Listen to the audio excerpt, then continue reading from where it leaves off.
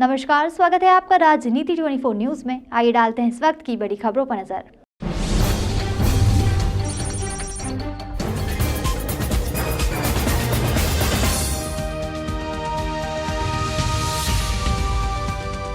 Press वार्ता में बताया गया कि भूमाफियाओं का खौफ लगातार बढ़ते जा रहा है।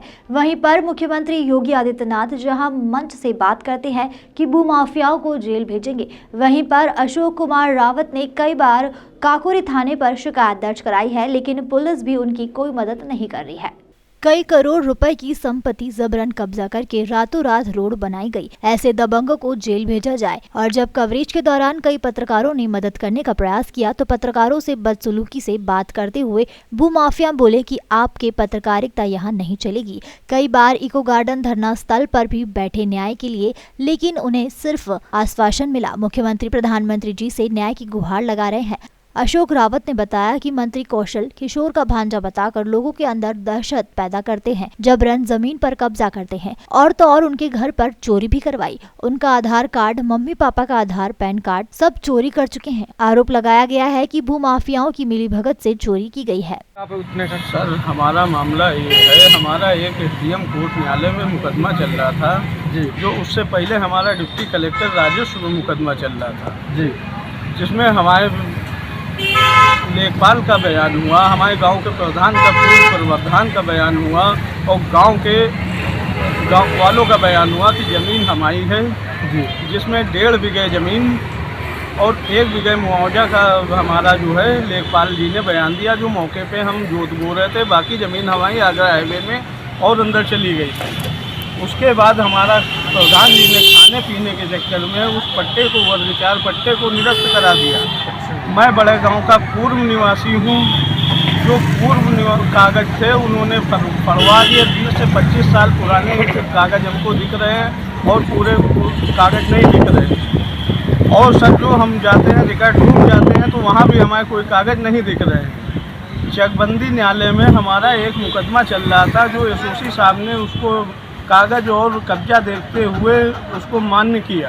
सीओ को पट्टा खारिज करने का कोई अधिकार नहीं है, कब्जे के वो पट्टे को कोई अधिकार नहीं है, मगर उन्होंने 20 लाख रुपया और आधी ज़मीन गांव वालों को जब हमने नहीं दिया तो उन्होंने कंप्लीट फाइल को मौके पे खारिज कर दिया। हमको बताया तभी हम कोई भी वकील पकड़ते वो यही कहता है, या तो आप पैसा ढेरों खर्चा करिए या आधी ज़मीन दे दीजिए और पैसा लगाइए और हमको जो हम तुम्हारा काम करा दें। अच्छा, तो ये बताइए, आप बता रहे थे कि हम लखनऊ इको गार्डन धरना स्थल पर भी बैठे थे। हम लखनऊ इको गार्डन में बैठे, दबंग लोग आते हैं, गालियाँ देते हैं।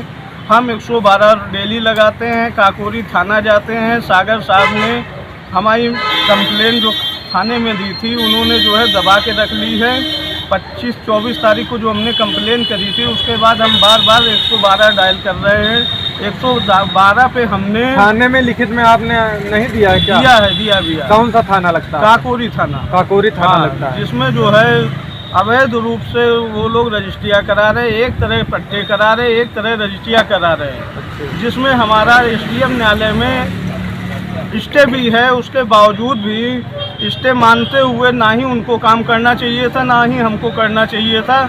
उन्होंने रातों रात उसमें रोड डलवा दी। कौन लोग हैं? वो फतेहगंज का संजय है, कौशल किशोर का भांजा बताते हैं, वो भांजा है वो। और ये सब प्लाटिंग कौन कौशल किशोर? ये जो मंत्री भारतीय जनता पार्टी, भाजपा के मंत्री। अच्छा, हाँ।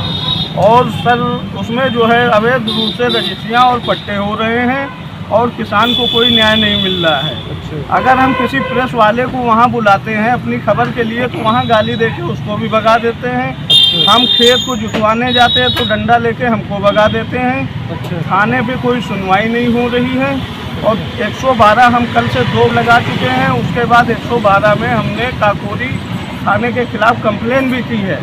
सिर्फ वहाँ से जब मैसेज आता है ऊपर से तो काकोरी थाने वाले फ़ोन कर लेते हैं, फिर शांत बैठे जाते हैं। हाँ सर, और इसमें सर अवैध रूप से रजिस्ट्रियाँ और पट्टे हो रहे हैं। लेखपाल विजय कुमार दोनों कागज देखते हुए भी उसमें जो है अलग अलग बयान दे रहा है बार और पट्टे और रजिस्ट्रियाँ कराने में साथ दे रहा है। क्या कहेंगे मुख्यमंत्री योगी आदित्यनाथ जी? मुख्यमंत्री को यही कहना है, हम किसानों को ज़मीन मिल जाए वापस और अपना वो 24 के इलेक्शन में और ज़्यादा वोटों से जीतेंगे। और अगर उन्हीं के आदमी हमसे जमीन छीनते रहे, भूमाफिया हमसे जमीन तो छीनते रहे, यानी कहीं ना कहीं जो है भारतीय जनता पार्टी की छवि खराब कर रहे हैं वो जी उनके जी भांजे। जी जी जी जी। तो ऐसे लोगों को जेल भेजा जाए, क्या मांगे हैं आप? सर इसमें जितने फ्रॉड कर रहे हैं, जितनों ने रजिस्ट्रियाँ, इनकी जांच करवाई जाए। इनकी जांच करवाई जाए, जितनों ने अवैध रजिस्ट्रियाँ कराई हैं। सर मेरे बूढ़े माँ बाप हैं, वो चल फिर नहीं पाते हैं। अच्छा। वकीलों को खरीद लेते हैं। जिस फ़ोन को हम एक बार इस्तेमाल करते हैं, पुलिस में जाता है, उसको सर्विलांस पे लगा के वो बातें सुन के उसी आधार पे काम करते हैं। अच्छा। हाँ सर। मोबाइल जो है मतलब आपका हैंग कर लिया गया। हैंग कर लिया जाता है सर, और उसमें जो है हम कम से कम 17 फ़ोन बदल के इस्तेमाल कर चुके तो हैं। जनता दरबार गए थे आप? जनता दरबार भी गए सर, इको गार्डन गए, कौशल किशोर घर के 20 चक्कर लगाए, और जब उसी के आदमी लगे हुए हैं तो उनको न्याय कहाँ से मिलेगा सर? अच्छा। तो आप प्रधानमंत्री मुख्यमंत्री जी से क्या आशा है कि आप लखनऊ में खड़े हुए हैं, आपको आशा है कि न्याय मिलेगा? सर हमको तो आप मिल गए, हमने अपने सोचा आप ही लोग न्याय दिला सकते हैं। पुलिस बिकी हुई, जनता जो है वहाँ देखिए, जिसके पिताजी ने हमारे पट्टे में गवाही दी कि इनका काम था कपट्टा, उसी का लड़का वो जाता है उसी में जो है अपने पट्टे की गुहार लगाता है।